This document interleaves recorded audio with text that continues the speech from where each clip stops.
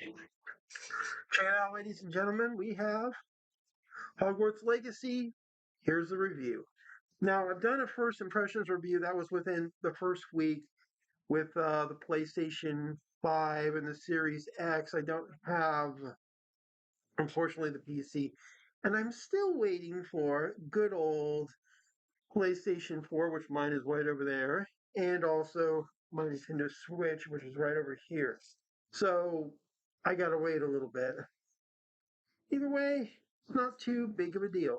I've had fun, as you can see. I've gone a little dark with my wizarding and all that fun stuff. But it's been perfect. I mean, just the game is that good. Now, I'm going to try to, obviously not try to spoil the main storyline and stuff, but there's a lot going on here, and it's just been that good. I couldn't help it. I had to pull out some of my little wizarding stuff. But I do wish I had an actual Slytherin outfit because that's what I played as. All right, as you can see here, we're actually playing the game, having fun. PlayStation 5, my Series X is right over there, but I'm actually watching, besides playing the game, I switch back and forth from some of the anime I'm watching and stuff. Either way. Plus, if you want to hear my original thoughts when it first came out, you can check out that video. It will be in the description thing, so there's that. But let's get into it. So, where do we start? About the story. The story is great because it's set up with you being the student who comes on September 1st, 1890, 1 year basically before like Dumbledore hits into the school, and you're basically this late bloomer, and all of a sudden you get caught up in this insane insanity of ancient magic, a a goblin rebellion, and all kinds of things. So not only are you trying to go to school and learn to be a wizard or witch, but you're also trying to quite literally not get killed, kidnapped, or anything else. This is going to be a hard one, I guess. Sorry. So yeah, there's that. The story is also different because when you get to the sorting hat, you'll be able to choose one of the four houses. Now, here's the thing that's interesting: there are specific story missions for each one, and some of the interactions and some of the characters you will encounter are different in each house. For example, in Slytherin, there is Ominous Gaunt, who is, of course, a certain he shall not be named ancestor. In in Gryffindor, you get a couple of Weasleys. I mean, there's a lot going on here. It is not a joke. They did a very good job with the game. And just in story, it'll keep you coming back for more. I'm going to try to also not make this video as long as some people might be afraid it would get. But wow, I was not expecting this game to be this good. And just the sheer amount of fun I've had. Not only is it fun, inventive, interesting, but it's also a gorgeous game. Now, in a few areas, you can tell it's kind of, like still in a high end level of like PS4 Pro and Xbox One X. And I have a feeling because that was what it was originally designed for way back in the day. And, they upgraded it for the newer systems, which is great. And you can kind of see that, I think, in like the cats. Their model's not the best, but hey, nobody's perfect. Nobody's going to win. But that's really the worst graphics in the whole game. There are occasionally like little tiny issues that come up, and believe it or not, some pop-ins and stuff. But otherwise, it's been a pretty bug-free game, and it just looks pretty good. And just what they've done here has been impressive. Plus, because this is a game, you walk around, and you're looking around, going, oh my god, and then all of a sudden, oh, there's some stairs that just come out of like nowhere, and I'm like going, oh, they're walking down, and it's freaking cool. The Hogwarts itself is huge. It's a massive castle. There is so much stuff, and I love the fact that we get to spend time in all of these areas. Plus, remember that we've only seen on film Slytherin and Gryffindor common rooms. So Hufflepuff and Ravenclaw are going to become kind of, like you majorly want to go in and do stuff there because it's your first time seeing those common rooms, which is pretty cool. Um, it just makes for a better game. There's a lot of side quests, there's a lot of missions. Nothing in this game feels like it's a waste. Everything in here has a purpose, a design, and function. Um, it just works like crazy. Yeah, it's really crazy. So there's a lot going on, and that's really good. And then, of course, there's combat, and oh my God, there's a lot going on. Now you have the basic cast, you have a dodge, and of course a protection shield and stuff. And then you have when you hold down like the R2 button, you can literally bring up a set of four customizable spells that you can use. And some of them are combat oriented, some of them are more like figure your way out of something like, you have the Luminous, you have Porcaro, you have an incredible range of stuff. And that's the thing, is that it works great in combat, traversal, and puzzle solving. And also later on in the game, when you get the beasts, caring for them. I mean, literally, you get a brush, you get food, you get a bag to actually capture them. That'll happen later on, but it gives you an idea. And then you can, like, Fantastic Beasts, Newt's Commander, raise your own beast, or as one person put it, Fantastic Beastmon. Literally, Pokemon yourself and raise all of these cool beasts. It's kind of cool. I mean, I've bred everything from a Puffski to a Thestral for crying out loud, which is pretty cool. I mean, the missions are insane, and the enemy type is very, very varied. I mean, there's a lot of variety and differences and stuff. Even in the spiders, and I agree with a few people. Beep the spiders. Just I don't. Oh God, there's spiders, and there's so many of them, and they're freaking the size of cars. And there's this one that's like a big, giant, black freaking tarantula from hell. That's the best way I could choose to describe it. It's like, what the hell? And even in the description, it's like, this is not a spider. It's like, uh, four legs, multiple eyes, venom sacs, rears up. It's a freaking spider. And there's so much collectibles. The other thing is, as you progress through the game, you're also going to gain more access to abilities, spells, and so forth that will open up the world to you, not just to get into certain locations, but also to help with the puzzle quests. And it makes a lot of sense. Also, that collection sign, which hold on, your your challenges, make sure you go into these guys. For example, check this out: exploration. You have these guys right here, which will allow you to gain additional, little meters for your really cool magic skill. Then you can actually do stuff for your brooms. This one's like a time trial thing for the brooms, but this is the one that's really important. Solve 10 Merlin trials, and you gain an expansion to your whole library. You gotta love that, guys. I mean, look, astrology, Hogwarts secrets. There's a lot. You have combat.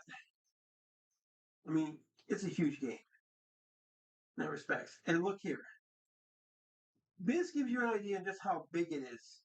There's Hogsmeade, there's Hogwarts, and then there's these small communities all over the place. And look at that. That's how big the map is. I was like, this map is huge. And you can see that even I haven't been to everything yet, which I'm kind of surprised myself at, but it just gives you an idea how massive the game is.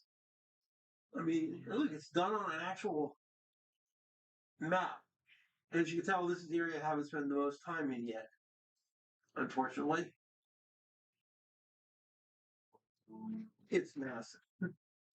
I'm currently in the room of requirement, checking on stuff. And that's the other thing. Not only that, but the beast will give you materials that you can use to then craft whatever the heck you want within reason.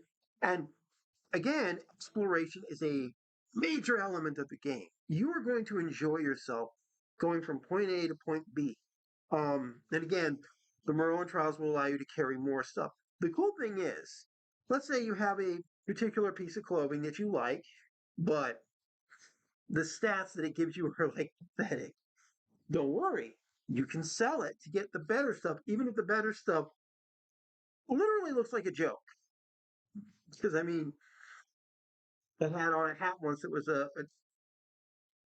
joke hat, basically, for crying out loud. It looked like it was from Zonker's joke stop. That's how bad it is. And yet, I was able to like just make it look like it's not there. Yet I still got all the advantages. That's so cool. And as you progress through, you'll gain better and better gear, better and better equipment. Um, a few times it becomes very difficult to just get stuff. I mean, it just does. It's like, I mean, it's not like you can just wave your wand and go, give me new shit. You can't do that. Love my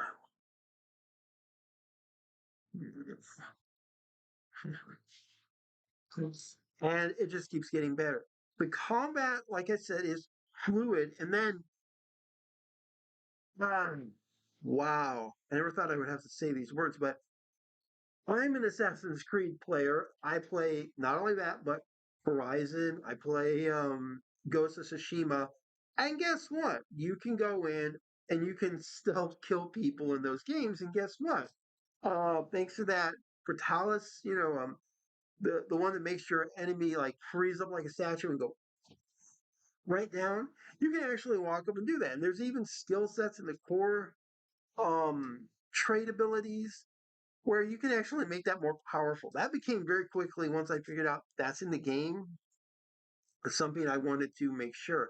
And I'm like going, God, I feel like I want to put the hood on my characters and like just go, you know, just just start reciting the creed for crying out loud. Oh my God, it's so good. Traversal is great too. Even if you're on foot, it's impressive. But when you're on the broom, you're like going, and brooms are so responsive. I understand, why they weren't able to put Quidditch in, and I even found out later that the map is actually um smaller than it should have been, but they just did not have the time or the resources to make it bigger. And by the way, the game is $150 million to produce. 150 million. Yeah, luckily it sold 12 million copies already and made over 850 million. I'm pretty sure that's over 900 million now. Oh god. Yeah. I think we have a game of the year contender already. It's I would say almost unavoidable at this point. And I think that makes the game a lot better. Not only because I feel that way, but because I've noticed a lot of other people feel that way. It's actually a pretty good game. It's massive. And I mean, who would think you can have fun just throwing spells at somebody and then suddenly decide, okay, I've got this thing that looks like a baby and I'm going to hold it up and they're like, oh my God, it's so loud. Kill me already. And then you throw out a plant that starts spitting venom. And then you're like, oh, you know what? I think I'm going to give you the cabbage. And then you freaking chuck a basketball sized cabbage at somebody. It hits the ground. And suddenly it's like, like his freaking jaws on your legs, man. It's like, I got it on me, get it on me, get it on me. It's mauling me to death. It's like, oh, it's just a damn cabbage. Let it eat you. Ah, they're gone. There's so much going on here. And then just the sheer amount of side quests, too. And, there's a couple that are like, why am I doing this? And the other ones are like, that's pretty damn cool. There's others that are like totally set up around, specific characters from all four of the houses. Like you have Sebastian, you have Poppy. think I was. I'm not going to say his name because I don't want to butcher it, but he's like, what was it Ahmed? Yeah, I think it was Ahmed and a couple of others. This game works very well. I love it in that regard. Don't get me wrong, it has its issues, but it's fantastic. It's a great game. You're going to love it. I was not expecting it to be this good. It was incredible. And the story does keep getting better. Again, though, if you're going to try to get everything in this game, you're going to have to wait, I would say, until, to get at least a good chunk of it until about the fall season when you start seeing all the pumpkins for Halloween floating around and stuff. That's when a whole lot of stuff is going to unlock. And then later, when you get to winter, a lot more will unlock, which will make your life easier, including more stuff to do with beasts. You can actually get a phoenix in this game too, unicorns. I mean, there's a lot, not counting all the things that are trying to kill you, the dark wizards. And the combat is varied, the characters are varied, the events that is happening are varying, the skills you require to beat enemies is really varied. I mean, like, wow. It beats the days, when we had these really pathetic games out there. I mean, for crying out loud, I still have this. This is Harry Potter and the Chamber of Secrets for Game Boy Advance. And look at that. EA. It's in the game. I'm actually finally getting to play this again on that Game Boy Advance player I bought. So it makes me pretty happy. I actually had the Sorcerer's Stone on the Game Boy Advance a long time ago. And I kind of wish I had it again because I wouldn't mind seeing what it looks like again. And it was actually kind of cool how they did the 3D graphics for the Advance back then. It would be so nice to see that right now. But oh man, it's just so great.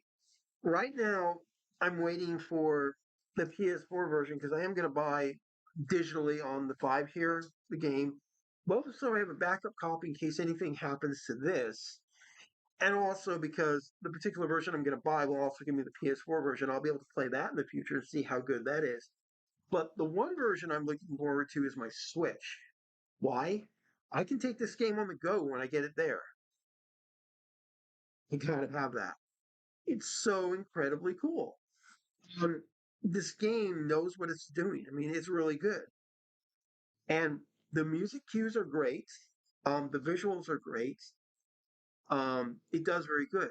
Um, I am going to say this though to get a few things I said in the previous video, both from what I've experienced now and also with a few updates. Number one, yes, the 5 is still the system I'm going to recommend. You have the controller vibration functions, from the haptic. You have the fact you can hear spells and even certain things coming from the controller that you're not going to hear on the TV screen. You have the much faster speeds with the hard drive, which loads like that. I'm not even sure you can hear that. Okay. Um, and of course, there's also the Hogsmeade mission. One little thing: the Hogsmeade mission is not going to pop up for a while, not until you're in winter, and it's a long and impressive mission. I'm not going to spoil a damn thing, but let's just say that if you played like Resident Evil 8 with the weird doll things, you might have a little PTSD, post traumatic stress disorder. Warning you ahead of time. But it's a pretty damn cool job. I'm like impressed. And the problem is, I'm like, I've got to go through the other playthroughs in order to play that again. Um, there's definitely talk of a sequel, a TV show, and a few other things. My point is, though, are we going to go back to Hogwarts, or can we go to one of the other schools that we know exists? There's supposedly one in Japan. We know about the one in America, which is Ilvermorny. We know about, and they talk about it, Wagadu. Um, the potentials here, not just for Hogwarts, but also the other two schools we know about from the Goblet of Fire is freaking huge here. I mean, I have no clue what to expect, but I know this much: I'm really enjoying it.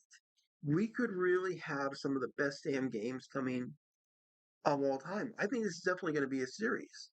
And if they do add-ons to this, major story add-ons, and that would be cool. Because this is going to go from the beginning of your term in September 1st, 1890, all the way to, when you hop on the Hogwarts Express and go home. So there's that. Yes, you have the killing curses.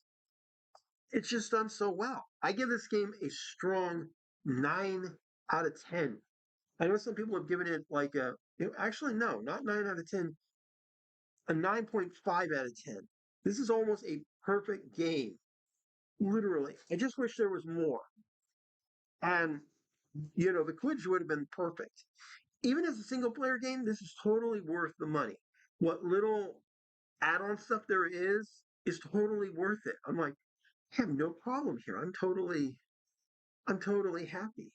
And I'm making sure that I get the deluxe edition also for my Switch. I want that little extra content. You're going to love it. The game works perfectly well. It's fun. It's enjoyable. And I will see you guys next time. And like and subscribe, hit the bell for notifications and all the stuff that are on the sides. And I'll see you later. Bye.